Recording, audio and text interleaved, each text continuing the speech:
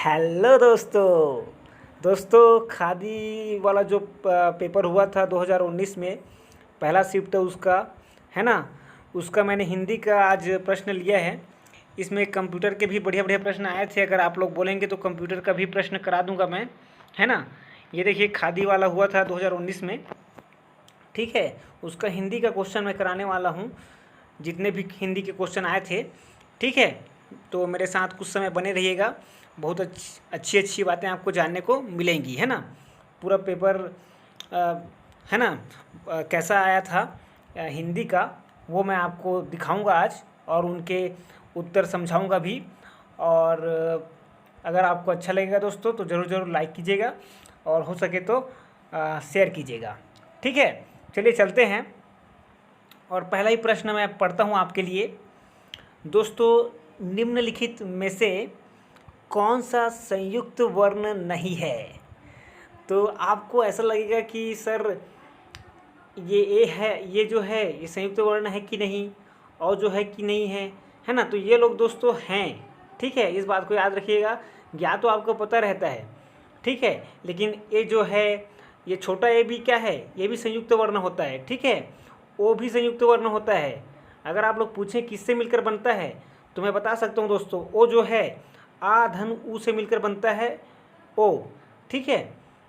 ये ठीक है। तो आ कुछ भी हो, आ चाहे बड़ा हो चाहे छोटा आ हो, ऊ जो चाहे छोटा हो चाहे बड़ा ऊ हो, बनता क्या है, ओ बनता है, ठीक है। उसी प्रकार से अगर आ धन ई कर दें, है ना, आ धन ई कर दें, आ धन ई कर दें, तो ये जो है दोस्तों ए बन जाता है, ठीक है। क्या बन जाता है, ए बन जाता है। चाहे बड़ा ए रहे, मतलब बड़ा आ रहे, चाहे छोटा आ रहे, चाहे बड़ा ई रहे चाहे छोटा ई रहे, ठीक है। तो इस प्रकार से जो है होता है, ठीक है।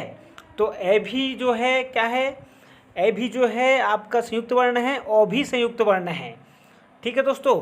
चले आगे चलते हैं, और आपको बड़ा मज़ा आया होगा इस प्रश्न में, क्योंकि देखिए इस प्रकार के नए जब प्रश्न आते हैं तो जानने को मिलता है ना। तो याद रखिएगा, हिंदी में 4 जो हैं संयुक्त वर्ण संयुक्त स्वर होते हैं। क्या होते हैं, संयुक्त स्वर होते हैं। कौन कौन से, ए है ना, ए ओ और औ, ये जो है संयुक्त स्वर कहलाते हैं। तो इसका मतलब ये है कि संयुक्त वर्ण है ना। ये लोग क्या हैं, संयुक्त वर्ण हैं, 2 स्वरों के मेल से बने होते हैं, ठीक है दोस्तों। और अगर मूल स्वर पूछे आपसे, तो मूल स्वर कितने होते हैं मुझको कमेंट करके बताइएगा। ये भी महत्वपूर्ण प्रश्न है, और नहीं पता होगा तो कमेंट में मुझको पूछ लीजिएगा। चलिए आगे वाले प्रश्न पर मैं चल रहा हूँ। आँखों में धूल झोंकना मुहावरे का सही अर्थ बताइए। तो बच्चा जानता है कि आँखों में धूल झोंकना मतलब होता है धोखा देना। सी ऑप्शन बिल्कुल सही है। निधन कपट का सही संधि रूप क्या होगा? तो एक बात याद रखने योग्य है, इसमें जो सा रहता है वो षटकोण वाला रहता है, ठीक है। निष्कपट बन जाता है। कौन सी संधि, विसर्ग संधि, ठीक है दोस्तों। तो चलें आगे चलते हैं, और ज़्यादा प्रश्न कितने तो नहीं आए थे, लेकिन जो प्रश्न आए थे वो ज़्यादा कठिन नहीं है ना। दिखाई दे रहा है आपको। आप लोग अगर प्रैक्टिस करते रहेंगे मेरे साथ तो ऐसे प्रश्न तो आप लोग ऐसे ही उड़ा देंगे, है ना। चलिए चलते हैं आगे। जिसकी आशा ना की गई हो उसको क्या कहते हैं? वाक्यांश के लिए एक शब्द बताना है। तो इसमें तो आप लोग माहिर हैं, है ना। तो माहिर हैं तो बता ही देंगे कि आप प्रत्याशित होता है। जिसकी आशा ना की गई हो आप प्रत्याशित, और जिसकी आशा की गई हो उसको कहते हैं प्रत्याशित, ठीक है। यह आप प्रत्याशित था, है ना, मतलब क्या, इसकी आशा नहीं की गई थी, ठीक है। अब अगला वाला जो दिया हुआ है ये छंद पूछा है, और बच्चा जानता होगा इस छंद को। श्री गुरु चरण सरोज रज वाला दिया है, श्री गुरु चरण सरोज रज। इस वाले को तो हर कोई जानता है दोस्तों, है ना। इसमें कोई कन्फ्यूज़न वाली बात नहीं है कि ये, और गिन के बताने की भी बात नहीं है। वैसे मैंने गिनना आपको सिखाया था एक प्रैक्टिस सेट में, लेकिन इसमें गिनने की कोई बात नहीं है। सबको पता है कि ये जो है दोहा है ना, क्योंकि बहुत फेमस दोहा है, आपको हनुमान चालीसा में मिलता है ये। तो श्री गुरु चरण सरोज रज वाला जो है ये जो है दोहा है।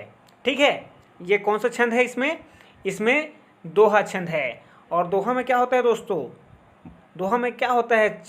विषम चरण में कितने मात्रा होते हैं और सम चरण में कितने मात्रा होते हैं, मैं आपको बता चुका हूँ पिछले प्रैक्टिस सेट में।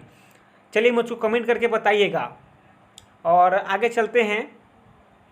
देखिए तत्सम तद्भव से भी प्रश्न आ गया है। पूछा गया है निम्नलिखित में से कौन सा शब्द तद्भव है? तो अग्नि तो आपको पता है कि तत्सम है। ठीक है, मया ऐसा लग रहा है जैसे छत्तीसगढ़ी शब्द है, लेकिन ये क्या है दोस्तों? ये आपका तत्सम शब्द है। या बोला जाए तो ये शब्द ही नहीं होगा, है ना। एक तो शब्द नहीं होगा, एक तो तत्सम शब्द होगा। ठीक है, और वत्स, हाँ वत्स का जो है जो तद्भव रूप क्या होता है? बेटा होता है। ठीक है दोस्तों, और मैंने बताया था आपको कि वाह जब भी सामने में आता है तो वो जो है तत्सम रहता है, तत्सम शब्द होता है। मैंने ट्रिक बताई थी आपको तत्सम तद्भव कैसे पहचाने, है ना। तो उसमें बताया था कि वाह जब भी सामने में आता है किसी शब्द के तो वहाँ पर अक्सर करके तत्सम होता है। चलिए अब अगर आगे मैं बताऊँ आपको तो इसमें जो है दोस्तों तद्भव 14 है। क्या है? सी ऑप्शन, क्योंकि इसका जो है 14 होता है ना। क्या होता है? चतुर्दश या है ना, चतुर्दश होता है ना, चतुर्दश होता है तत्सम रूप।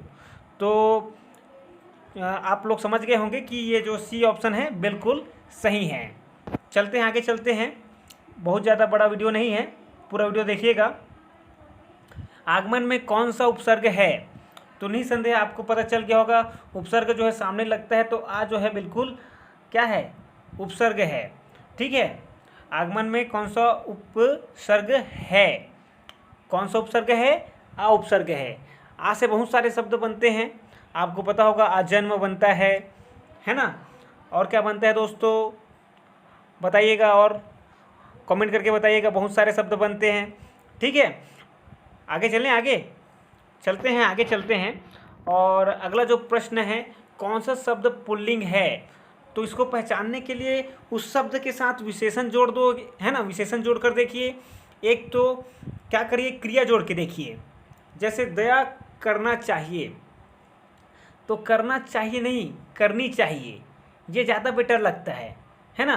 दया करना बहुत अच्छी बात होती है, अच्छा बात होता है, ऐसा बोलेंगे तो बेकार लग रहा है ना थोड़ा सा, तो ऐसे समझना होता है। ठीक है, जैसे कि कृपा करनी चाहिए, है ना, कृपा करना चाहिए, ये जो है रॉन्ग लगता है। अगर कर्म की बात करें तो यही जो है दोस्तों शब्द पुल्लिंग है। मेरा कर्म बहुत अच्छा है। ठीक है, ठीक लग रहा है ना। तो ये जो है बिल्कुल सेट है और पुल्लिंग शब्द है ये। अगर माया की बात करें तो तेरी माया, है ना, तेरा माया बोल देंगे तो क्या हो जाएगा? क्या हो जाएगा दोस्तों? खराब लगेगा ना। तेरा माया तू ही जाने, ऐसा एक गाना है, तेरी माया तू ही जाने। तो तेरी बोलते हैं, तेरा नहीं बोलते हैं, खराब लगेगा नहीं तो। क्योंकि जो है ये जो शब्द है स्त्रीलिंग शब्द है। और माया वैसे लड़कियों का नाम भी होता है, तो पहचानना उतना कठिन नहीं है। ठीक है दोस्तों, कुछ कुछ ऐसे नाम होते हैं जो लड़के और लड़कियों दोनों के नाम हो जाते हैं, है ना। कुछ जो ऐसे नाम होते हैं जो दोनों के नाम, है ना, दोनों में प्रयोग किए जाते हैं। लड़कों का भी नाम रख दिया जाता है, लड़कियों का भी नाम रख दिया जाता है। तो कुछ ऐसे शब्द जब आ जाते हैं तब कन्फ्यूज़न की स्थिति उत्पन्न हो जाती है। वहाँ पर आप लोग किसका प्रयोग करेंगे? विशेषण का प्रयोग करके देखेंगे, एक तो क्रिया का प्रयोग करके देखेंगे शब्द के साथ। ठीक है, चलते हैं, आगे चलते हैं। मेरे को तुम्हारा काम पसंद है। मेरे को, अब देखिए वाक्य के किस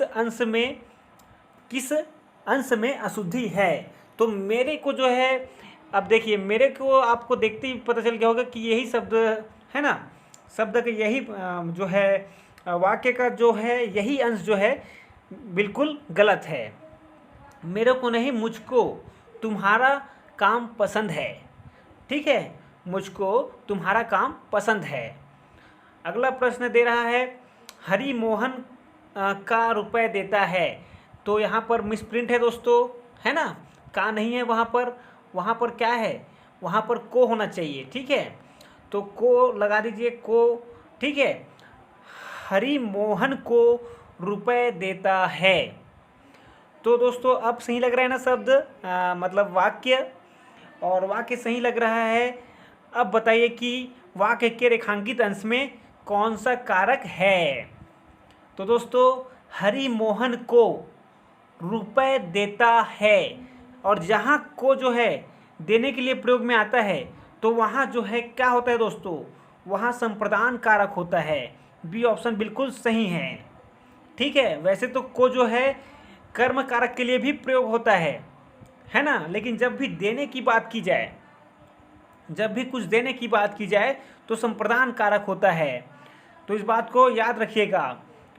चलिए दोस्तों, आज का प्रैक्टिस सेट समाप्त हुआ, और ऐसे ही मैं सीजी व्यापम CGPSC के हिंदी के प्रश्न लाता रहूँगा। अगर आपको अच्छा लगेगा, है ना दोस्तों, अगर आपको थोड़ा भी अच्छा लगता है तो लाइक किया करें, जिससे हमारा मोटिवेशन बढ़ता रहे और हम आपके लिए और अच्छे अच्छे वीडियो लाते रहें। ठीक है दोस्तों।